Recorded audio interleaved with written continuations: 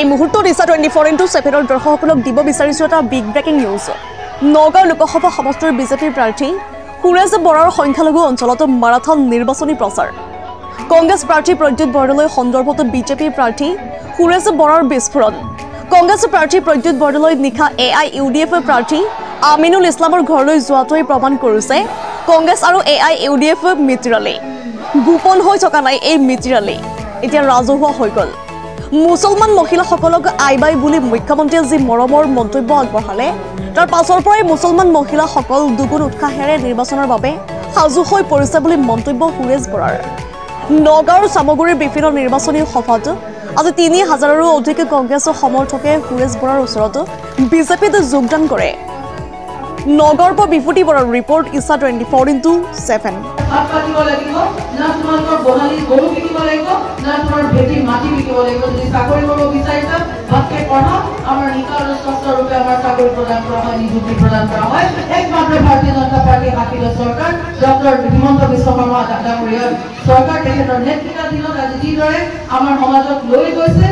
এইবাৰ যদি আমি সমৰ্থন নকৰো, আমি দুৰ্ভাগ্য বুলি আমি দুখ কৰি লাভ নাই। আমাৰ মস্তিষ্কত প্ৰমাণ কৰিলে আমি সুবিধা পাইছো। কংগ্ৰেছে যদি নিজে প্ৰধানমন্ত্ৰী কোন হ'ব, ৰাহুল গান্ধী কাপু ৰাহুল গান্ধী জেগাত আমাৰ দাদাক থিয় কৰাই দিওঁ, দাদাক থিয় কৰাই দিওঁ, একেতে প্ৰধানমন্ত্ৰী হ'ব পাৰিব।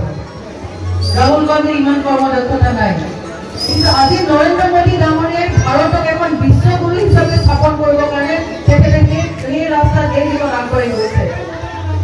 আজি মুছলমান মহিলাক বিনা মেহৰামৰ হজ কৰিবৰ কাৰণে সক্ষম হৈছে। আজি চামগুৰিত আমি মাৰাথান ভাৱে একদম আমি ক্ৰমান্বয়ে ৰাতিপুৱা 10টাৰ পৰা সভা কৰি আহিছো, আৰু প্ৰতি সভাতে আমাৰ প্ৰথম সভাখনত ৩,০০০ মান মানুহ হৈছে, আৰু ইয়াৰ পিছত প্ৰায় আপোনাৰ ১,০০০তকৈও অধিক মানুহ প্ৰতিখন সভাত হৈছে। বিপুল সঁহাৰি আমাৰ ইয়াত SGP আৰু বিজেপিৰ মিত্ৰজোঁটৰ সমৰ্থকৰ ৰাইজো আহিছে, নেতাসকলো আহিছে। আমাৰ চামগুৰি বিধান পৰিষদৰ যি SGPৰ সভাপতি আবু বকৰ ছিদ্দিক ডাঙৰীয়াও আমাৰ লগত আছে। আমাৰ বিজেপিৰ আমাৰ মণ্ডলৰ সভাপতি আমাৰ সুব্ৰত সিংহা ডাঙৰীয়া আছে। আমি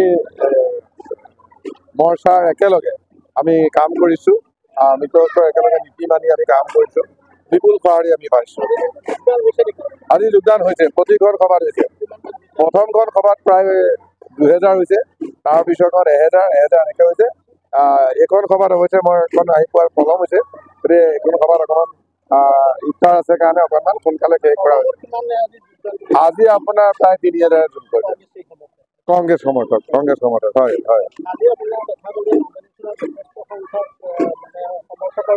হয় হয়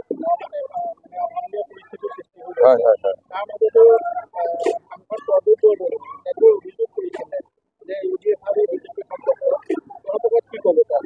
এইটো এটা হাঁহি উঠা কথা আপুনি সুধিলে যে প্ৰদ্যুৎ বৰদলৈয়ে কৈছে যে UDF আৰু বিজেপিৰ বোলে সম্পৰ্ক মিতিৰালি।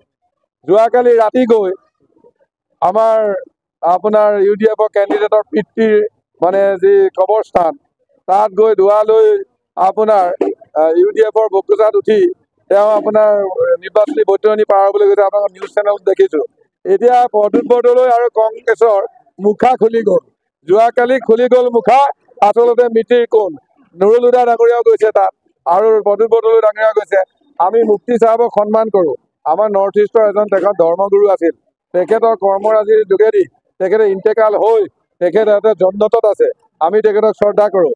কিন্তু প্ৰদ্যুৎ বৰদলৈ ডাঙৰীয়া অতদিন যাবলৈ সময় নাপালে। আপোনাৰ কালি গৈ পেলাই কৈছে এয়া হ'ল এটা UDF আৰু কংগ্ৰেছৰ মিতিৰালিৰ এটা জ্বলন্ত প্ৰমাণ।